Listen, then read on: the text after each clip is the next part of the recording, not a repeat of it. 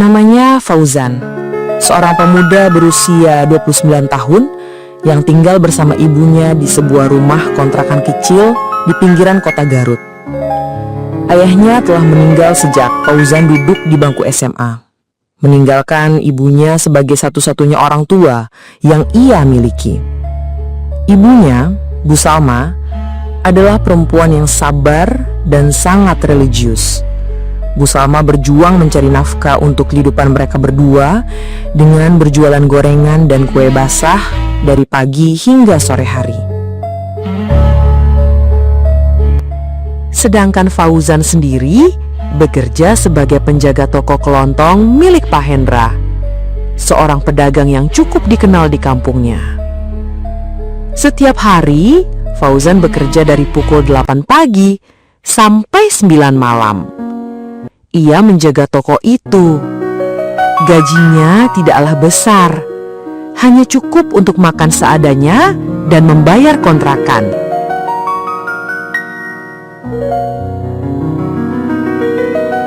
Namun, meski hidup dalam keterbatasan, Fauzan adalah sosok yang jujur, sopan, dan rajin beribadah. Ia tidak pernah meninggalkan sholat 5 waktu, bahkan terbiasa berangkat ke masjid. Tapi di balik ketenangannya, ia sering merasa sedih. "Sampai kapan kita hidup begini, Bu?" kata Fauzan kepada ibunya pada suatu malam saat hujan turun deras di luar. Bu Salmah menatap anaknya dengan lembut. "Sabar, Nak. Ibu pernah mendengar dari seorang ustadz. Kalau kita ingin hidup berubah, cobalah bangun malam. Bukan hanya kerja keras yang bisa mengubah nasib, tapi juga munajat kepada Allah di sepertiga malam akan mampu mengubah kehidupan kita." Kata-kata itu membekas dalam hati Fauzan.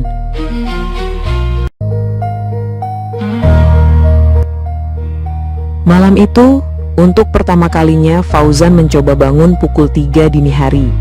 Dengan tekad yang kuat, dia usir rasa kantuk yang terus menyerang dan berjalan ke tempat wudhu.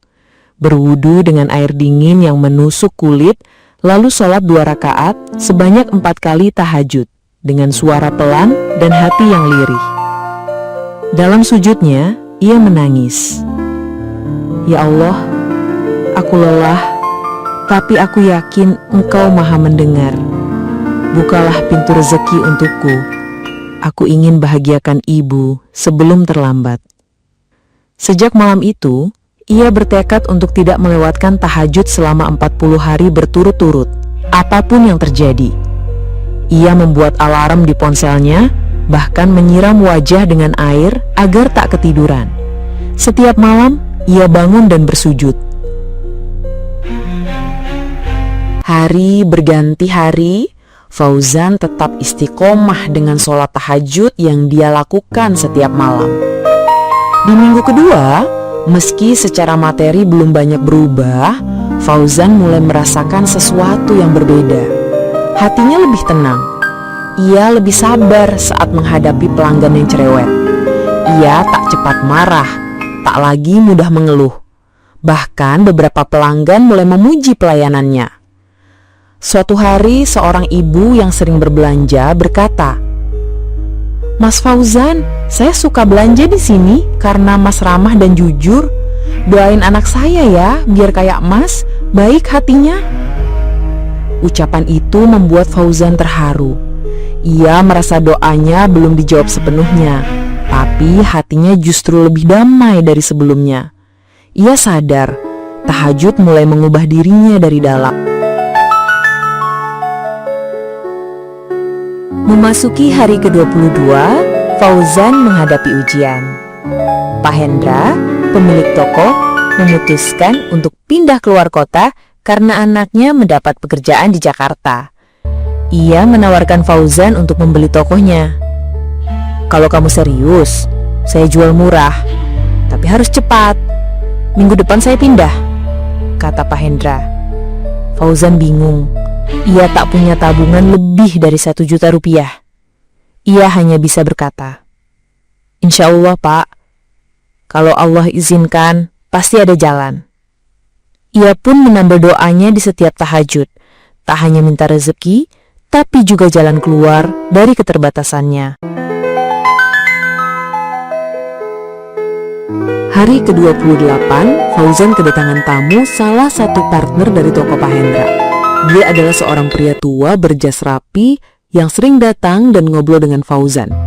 Namanya Pak Rahmat, seorang pengusaha grosir bahan makanan. Tanpa banyak basa-basi, Pak Rahmat berkata, "Saya dengar Pak Hendra akan pindah dan mau menjual toko miliknya. Dan sudah lama saya perhatikan kamu. Kamu jujur, amanah, dan ramah. Saya ingin bantu kamu buka usaha sendiri. Kalau kamu bersedia, saya bantu beli toko Pak Hendra itu."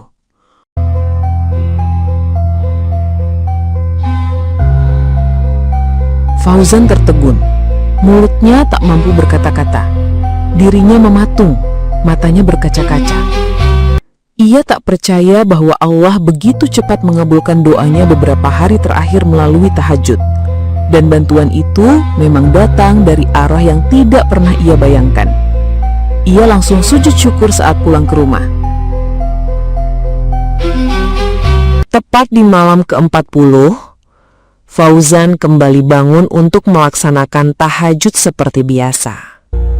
Tapi kali ini tidak ada lagi rasa berat. Tidak ada lagi tangis kesulitan. Sebaliknya, saat ini ia melaksanakan sholat malam dan menyampaikan rasa syukur.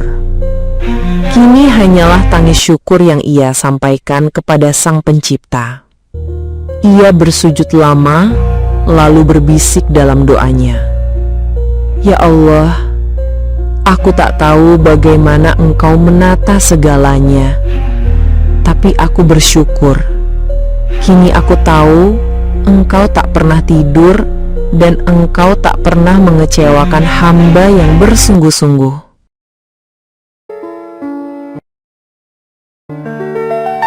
Satu tahun berlalu. Saat ini toko milik Fauzan kini semakin ramai. Ia bahkan sudah bisa membuka satu cabang baru dan mempekerjakan 2 pemuda dari kampungnya yang menganggur. Ia juga membelikan ibunya rumah sederhana tapi layak. Meski sudah memiliki toko sendiri, Fauzan tidak berubah.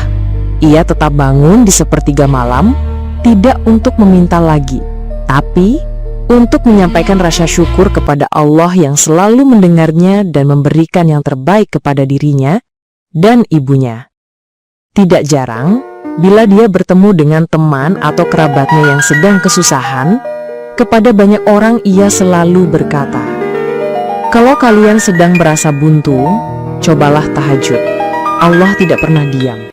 Tapi kita yang sering berhenti mengetuk pintunya."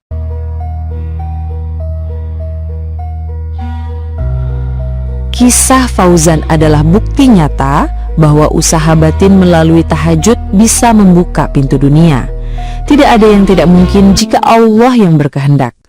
Bukan soal keajaiban yang datang tiba-tiba, tapi soal bagaimana Allah memberikan ketenangan, jalan, dan pertolongan tepat waktu. Karena itulah selalu percaya dan yakin kepada Allah, karena apa yang diberikan Allah kepada hambanya adalah yang terbaik. Hanya bagaimana kita sabar dan menyikapinya. Dan Tuhanmu berfirman, "Berdoalah kepadaku, niscaya akan aku perkenankan bagimu." Quran Surat Ghafir ayat 60.